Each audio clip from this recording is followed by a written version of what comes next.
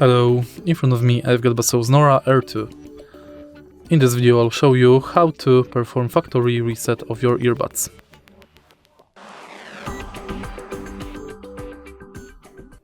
In the beginning, go to Baseus app and now enter settings.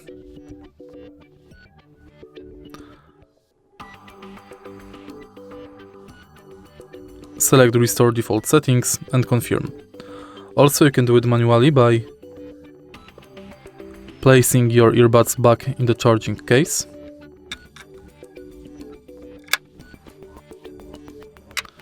And now simply holding this button for 10 seconds. And it's done. If you find this video helpful, please leave like, comment and subscribe.